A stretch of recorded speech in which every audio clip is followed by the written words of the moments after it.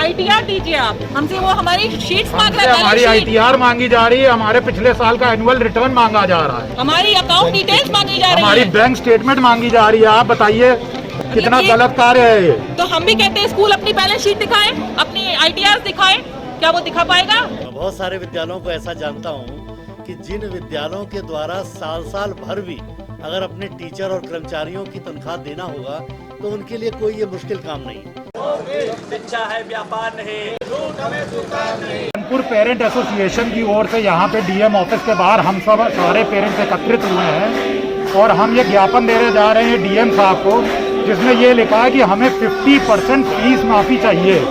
चूँकि ये कोरोना का समय है, हमारा व्यापार बिल्कुल नष्ट हो चुका है और जितने भी यहाँ पे सर्विस क्लास बंदे हैं उनकी भी सैलरी कट होके मिल रही है। तो हमारी स्कूल से सिर्फ और सिर्फ इतनी डिमांड है कि 50% हमसे फीस ली जाए।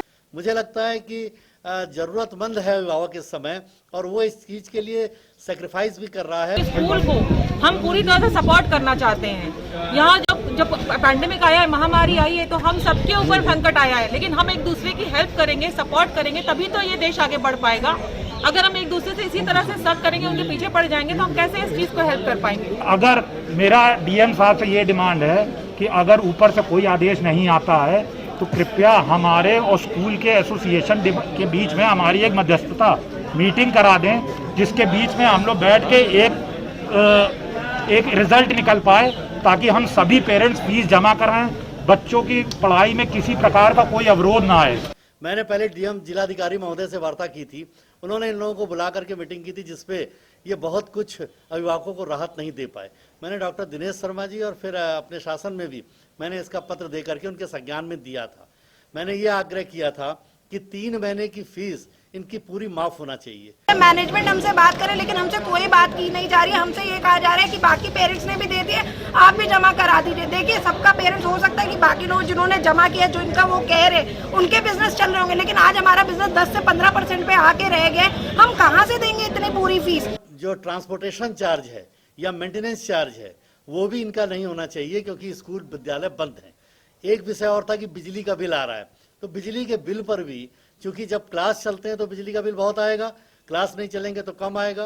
तो इस तरीके से कुछ अभिभावकों को राहत होना चाहिए। अगर हम फीस नहीं जमा कर पा रहे हैं तो स्कूल जो है हमें ये मेल भेज रहा है, इसमें साफ लिख रहा है कि हमें इसमें ITR दीजिए आप हमसे, वो हमारी शीट्स मांग रहे हैं, हमारी ITR मांगी जा रही है, हमारे पिछले साल का एनुअल रिटर्न मांगा जा रहा है, हमारी अकाउंट डिटेल्स मांगी जा रही है, हमारी बैंक स्टेटमेंट मांगी जा रही है। आप बताइए माइक नीचे करो, कितना गलत कार्य है ये। तो हम भी कहते हैं स्कूल अपनी बैलेंस शीट दिखाए, अपनी ITR दिखाए, क्या वो दिखा पाएगा?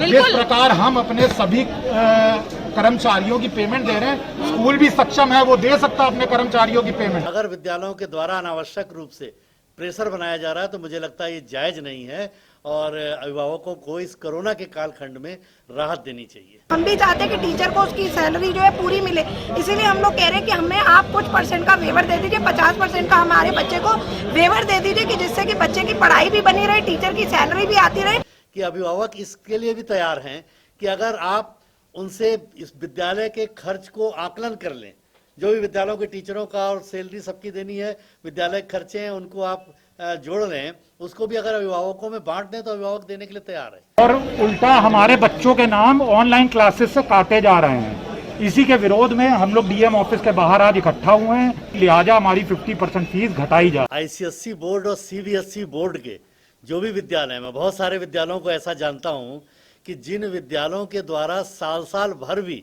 अगर अपने टीचर और कर्मचारियों की तनख्वाह देना होगा तो उनके लिए कोई ये मुश्किल काम नहीं है। और ICSE बोर्ड और CBSE बोर्ड का, इनका बोर्ड स्वतंत्र होने की वजह से उत्तर प्रदेश सरकार का भी इस पर नियंत्रण नहीं होता है। जनमानस न्यूज की वीडियोस देखने के लिए हमारे चैनल को सब्सक्राइब करें, नोटिफिकेशन पाने के लिए बेल आइकन को प्रेस करें।